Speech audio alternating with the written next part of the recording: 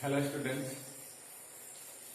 আজিৰ চেপ্টাৰটো এক্সাৰসাইজটো 5.2 যাক যেটো সমান্তৰ প্ৰগতি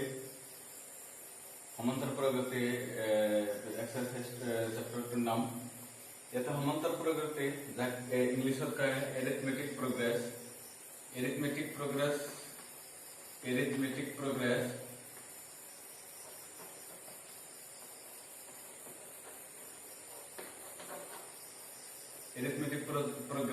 যাক শর্ট ফর্মত কি কয় এপি এরিথমেটিক পি প্রোগ্রেস যাক শর্ট ফর্মত কি কয় এপি বুলি কয়। আচ্ছা, এতিয়া সমান্তর প্রগতি অলপ এই বিষয়ে প্রথম কিছুমান দিও হিন্টস দিও যে সমান্তর প্রগতি বা এরিথমেটিক প্রোগ্রেস কাক কয়, কেনেকুৱা এই সংখ্যাক সমান্তর প্রগতি বা এরিথমেটিক প্রোগ্রেস বুলি কব। এইটো এটা সমান্তর প্রগতি বা সিরিজ, এইটো শর্টকাট কি কব পাৰা, সিৰিজ বুলি কব পাৰা। সিৰিজ এটা মানে নাম্বাৰৰ এটা মানে সিৰিয়াল। যেনেকৈ চোৱা এটা সিৰিজ এনেকুৱা আছে 1 3 5 7 9 11 13 15 17 19। এইটো একটা সিরিজ। ইয়াকে কোন একটা সিরিজক এরিথমেটিক প্রোগ্রেস বা এপি বুলি বা সমান্তর প্রগতি বুলি তেতিয়াই কোৱা হ'ব যেতিয়া ইয়াৰ কোনো প্ৰথম পদ থাকিব। যেনেকুৱা এইটো প্রথম পদ মানে প্রথম নাম্বারটো কিমান, প্রথম টার্মটো বা নাম্বারটো কিমান, যাক এ বুলি কয়, সেইটো 1। আচ্ছা, তাৰপিছত আহিব কথা যে ডিফাৰেন্স কিমান, এটাৰ পৰা আনটোৰ ডিফাৰেন্স পাৰ্থক্য বা অন্তৰ বুলি কয়, কিমান হ'ব। 1ৰ পৰা 3 হৈছে মানে 3ৰ পৰা পিছৰটোৰ পৰা আগতকৈ বিয়োগ কৰিলে 3ৰ পৰা 1 গ'লে 2 থাকে, এইটো ডিফাৰেন্স বা অন্তৰ। সেম টু সেম এইটোৰ ক্ষেত্ৰতো ইয়াৰ ক্ষেত্ৰতে কি হ'ব, 7 - 5 2 হ'ব, 11 - 9 2 হ'ব। দ্যাট মিন্স এটা নির্দিষ্ট ডিফারেন্স কোন একটা মানে নিয়ম অনুসারে ডিফারেন্স লৈ পেলাই কোনো নাম্বাৰৰ অগ্ৰগতিকেই সমান্তৰ প্ৰগতি বুলি ক'ব পাৰা বা সিৰিজ বুলি ক'ব পাৰা, এৰিথমেটিক প্ৰোগ্ৰেস বা এপি বুলি ক'ব পাৰা। এটা সিৰিজ, কথাটা হল এটা সিৰিজ থাকিব যে সিৰিজটি কোনো নিৰ্দিষ্ট নিয়ম বা ৰুল ফলো কৰি নাম্বাৰ এটাৰ পিছত এটাকৈ আগুৱাই গ'লে সেইটো কি ক'ব পৰা যায়, সমান্তৰ প্ৰগতি বা এৰিথমেটিক প্ৰোগ্ৰেস বা শৰ্ট ফৰ্মত এপি বুলি কোৱা হয়। তো ইয়াতে কেইটামান জানিবলগীয়া আছে কথা আছে যে ইয়াতে প্রথম পদ যি প্রথমত থাকে তাক এ বুলি কয়, যাক যিটো এইটো সিৰিজৰ কাৰণে 1। সিৰিজ বহুত ধৰণৰ হ'ব পাৰে, ইয়াতে 2 ডিফাৰেন্স লৈ পেলাই হৈছে, 5 ডিফাৰেন্স, কি ডিফাৰেন্স, বিভিন্ন ধৰণৰ ডিফাৰেন্স লৈ পেলাই যাব পাৰে। তো ইয়াতে প্ৰথম যেটো থাকিব টাৰ্ম বা নাম্বাৰ, টাৰ্ম কয় সেইটো, যাক পদ বুলিও কয়, যাক এ বুলি আখৰেৰে এলফাবেটে চিহ্নিত কৰা হয়। এ কিমান আছে, প্ৰথমটো 1। আচ্ছা, তাৰপিছত আহিব ডিৰ কথা বা ডিফাৰেন্স, যিতে ডিফাৰেন্স বা অন্তৰ। ইয়াতে ডিফাৰেন্সটো কিমান পাই আছা, 2 পাই আছা, ডিফাৰেন্স গল। আচ্ছা, তাৰপিছত আহিব কিমানটা পদ এই সিরিজত, কিমানটা টার্ম আছে বা পদ আছে, এটা 2 3 4 5 6 7 8 9 10টা আছে। তেনেহলে পদৰ সংখ্যা কিমান, যাক এন বুলি কয়, পদৰ সংখ্যা যাক এন বুলি ধৰে, সেইটো কিমান, 10। আচ্ছা, তাৰপিছত আহিল ইয়াতে প্ৰথম পদটো A1 আৰু শেষৰ পদটো কিমানলৈকে আছে, সেইটোক AN বুলি কয়, শেষৰটোক AN বুলি কয়, সেইটো কিমান আছে, লাষ্টৰটো 90। তো এইটো এটা সিৰিজ। কথাটো হল সিৰিজ এটা কেনেকৈ যাব লাগিব, নিৰ্দিষ্ট ৰুল ফলো কৰি ডিফাৰেন্স এটা লৈ পেলাই, নিৰ্দিষ্ট ৰুল ফলো কৰি নিৰ্দিষ্ট ডিফাৰেন্স এটা লৈ আগুৱাই গ'লে সেইটোকে তুমি সেই সিৰিজটাকে নাম্বাৰৰ সিৰিজটাকে কি ক'ব পাৰা, সমান্তৰ প্ৰগতি বা এৰিথমেটিক প্ৰোগ্ৰেস বা শৰ্ট ফৰ্মত এপি বুলি ক'ব পাৰা। তো এটা এপি হয় যেহেতু ইয়াৰ ডিফারেন্স কি আছে, ফিক্সড আছে, নির্দিষ্ট আছে। তো ইয়াতে এই চারিটা, এটা দুটা তিনিটা চারিটা, এই চারিটা আছে, মানে চারিটা তোমার চারিটা কম্পোনেন্ট আছে বা চাৰিটা বিষয় আছে। এই চাৰিটা বিষয়ৰ ভিতৰত কি যিকোনো এটা দেয়া নাথাকিব, যিকোনো এটা দেয়া নাথাকিব। তো সেইটো কি কৰিব লাগিব, সূত্ৰ এটা আছে, সূত্ৰৰ সহায়ত কি কৰিব লাগিব, বাহিৰ কৰিব লাগিব। এইটোই এইটো চেপ্টাৰৰ বা এইটো এক্সাৰসাইজৰ উদ্দেশ্য। যে চাৰিটা আছে, চাৰিটা তোমাৰ চাৰিটা অ্যালফাবেট বা চাৰিটা ঘটনা আছে, চাৰিটাৰ ভিতৰত যিকোনো এটা দিয়া নাথাকিব, বাকীবিলাক দি পেলাই এইটো বাহিৰ কৰিব লাগিব। যাক এই ফৰ্মুলাটো, এই সিৰিজটোৰ, এনেকুৱা সিৰিজৰ ফৰ্মুলাটো হৈছে এয়ানটো লাষ্ট পদটোৰ সূত্ৰ, লাষ্ট পদটোৰ কথা, লাষ্ট পদটো মানে a n is equal to a plus n minus 1 into d। এয়ানটো মানে লাষ্টটো হ'ব যে ফাৰ্ষ্টৰ পদটো যোগফল ইনটু যোগফল n, সৰি ফাৰ্স্ট পদটো যোগফল n minus 1 into d। n এৰ পৰা -1 কৰিলে মানে নাম্বাৰ পদৰ পৰা -1 কৰিলে তাৰ লগে d পূৰণ কৰিলে এইটো পোৱা যায়, এই লাষ্টটো পোৱা যায়। লাষ্টটো পোৱা যায়, লাষ্টৰ পদটো মানে এইটো ফৰ্মুলাৰ দ্বাৰা এইটো বুজায় যে লাষ্টৰ পদটো পাবলৈ হলে প্ৰথম পদৰ লগত পদকেইটা আছে, সেই পদকেইটা বিয়োগ 1 -1 যি পাবা তাৰ লগত ডি ইনটু কৰিলে লাষ্টৰ পদটো পোৱা যায়। এইটোই মেইন সূত্ৰ। এইটো সূত্ৰৰ সহায়ত ইয়াতে চাৰিটা আছে, বিষয় আছে, চাৰিটা কথা আছে, চাৰিটা ভিতৰত যিকোনো এটা দিয়া নাথাকিব, সেইটো বাহিৰ কৰিব লাগিব।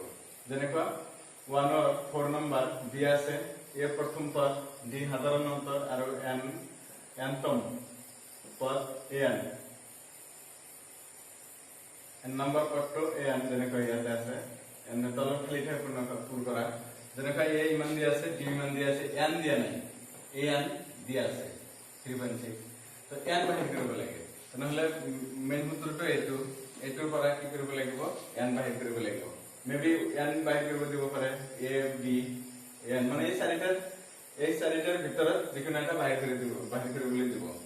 তো এই ফৰ্মুলা, মেইন ফৰ্মুলাটো এইটোৰ পৰাই বাহিৰ কৰিব লাগিব। তো চোৱা কেনেকৈ বাহিৰ কৰিব লাগে।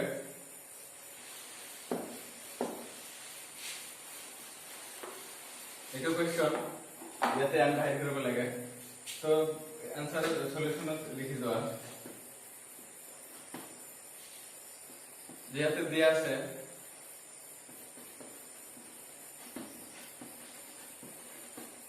আছে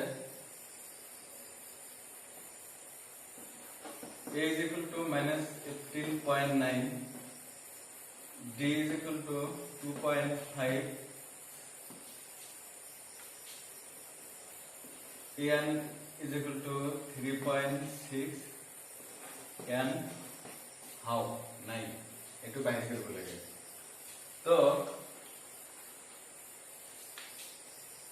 আমি জানো প্ৰসেসিংটো এনেকৈ যাব যে আমি জানো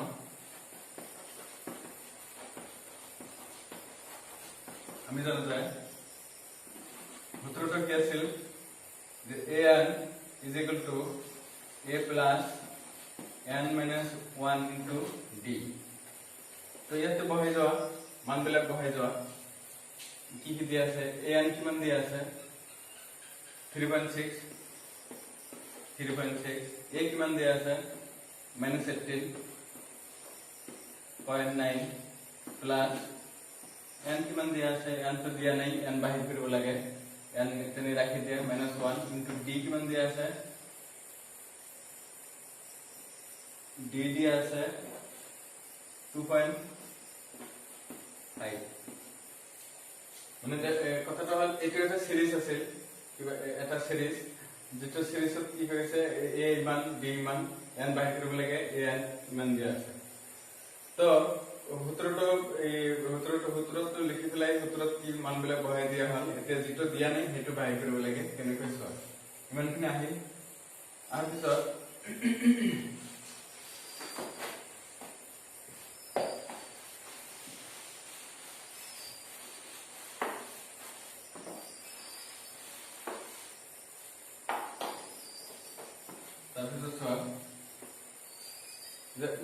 আমাৰ টাৰ্গেট এইটো বাহিৰ কৰিব লাগে তো এইটো এটা সমীকৰণ যেহেতু মিডলত সমান আছে দুই সাইডত নাম্বাৰ আছে আৰু এলফাবেট ভেৰিয়েবল এটা আছে বাহিৰ কৰিব লাগে এইটো সমীকৰণত পৰে সমীকৰণ ইকুৱেশ্যন কৰাত ইকুৱেশ্যন বা সমীকৰণ সলভ কৰোঁতে কি কৰিব লাগে যেটো বাহিৰ কৰিব দিয়ে সেই সাইডটো বাও সাইডত আনিব লাগে তো এইটো সাইডত আছে এইটো সাইড ডান ফালে লৈ আহা সরি বাও ফালে লৈ আহিলে minus 18.9 plus n minus 1 into d n minus 1 into 2 point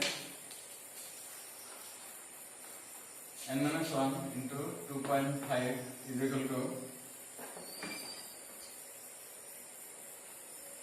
3.6 अच्छा टोटली साइड तो मैं इफाলৰ সাইড ইফালে লৈ আছো ইফালৰ সাইড ইফালে লৈ আছো টোটালি সেট ধৰি আনিছো সেট ধৰি ট্ৰান্সফাৰ কৰিছো তো সেট ধৰি কৰিলে কি হেতু চিহ্নৰ কোনো পৰিৱৰ্তন নহয় যাৰ কাৰণে কোনো চিহ্নৰ পৰিৱৰ্তন নহয় এটা কথা হল এই এনৰ মান বাহিৰ কৰিব লাগে তো যেটো বাহিৰ কৰিব লাগে হেতু এটা ৰাখি পেলাই বাকিবিলাক এটা এটাকে পঠাই দিয়ে সাধাৰণতে ইকুৱেশ্যন সলভ কৰোতে প্লাস মাইনাস বিলাক আগতে পঠাব লাগে তাৰ পিছত ডিভাইডেড তাৰ পিছত ইনটু আৰু পঠাওতে এটা কথা মনত ৰাখিবা যে প্লাস পঠাই দিলে মাইনাস হ'ব মাইনাস পঠাই দিলে প্লাস ডিভাইডেড ইনটু ডিভাইডেড তো এটা প্লাস মাইনাস বিলাক পঠাই দিয়া প্লাস মাইনাস কি আছে ইয়াতে এটা আছে ইয়াতে এইটো আছে ইয়াতে এইটো পঠাই দিয়া তেনেহলে n - 1 ইনটু 2.5 থাকিব আৰু এইটো পঠাই দিলে কি হ'ব 3.6 প্লাস এইটো প্লাস হ'ব মাইনাস আছে 18.9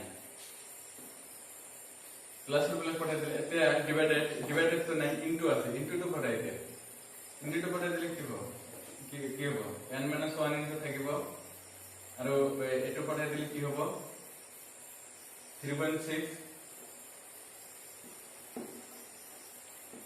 3.6 প্লাস 18.9 এটো হেফালে গলে কি হ'ব ইনটু তো হেফালে গলে ডিভাইডেড হ'ব ব্র্যাকেট উঠাই দিছো কাৰণ ইয়াৰ লগত কোনো কোণ একই নাই কিটো গৈছে সেই কাৰণে ব্ৰ্যাকেট উঠাই দিব পাৰো উঠাই দিয়াৰ পিছত এতিয়া চোৱা এইটো আগতে ক্যালকুলেশন কৰা n - 1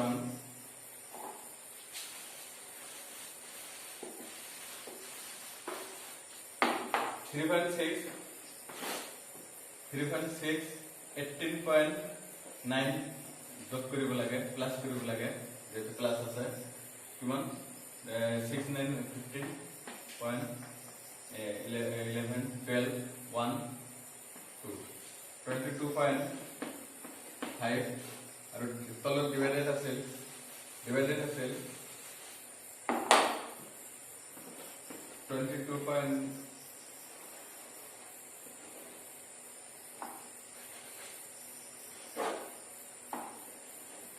22.5 divided by 2.5 আচ্ছা এতিয়া চোৱা এটো কি কৰিলে ক্যালকুলেশন কৰিলে কি হয় আচ্ছা 22.5 ইয়াতে পয়েন্ট উঠাই দিলে তলত 10 আহিব যেটো পয়েন্ট উঠাই দিলে 1 আহে আৰু কেই ঘৰ আগত পয়েন্ট আছিল এক ঘৰ আগত পয়েন্ট আছিল এটা শূন্য উঠি গল পয়েন্ট উঠি গল তলতৰ পৰা ইয়াতে পয়েন্ট উঠাৰ কাৰণে তলত 10 আহি গল 10 ইনটু হল 2.5 পয়েন্ট উঠাই দিলে ইয়াতে 10 পাবা কাৰণ কি পয়েন্ট হলে 1 আৰু এক ঘৰ আগত এটা শূন্য 10 ক্যান্সেল 25 25 225 9 বাৰ যায় তো 9 ইয়াতে কি হলো n - 1 n minus 1 is equal to 9. That is why single n to কিমান হ'ব আমাৰ n হে লাগে বাকি বিলাক এটা এটা পঢ়াই দিব লাগিব গোটে বিলাক পঢ়াই দিলো এটো আছে তো 1 ইয়াতে 9 আছিল এটো 1 ইফালে গলে কি হ'ব প্লাস হ'ব মাইনাস আছে যেটো প্লাস 10 তেনেহলে n is equal to 10 এটি answer Thank you for watching.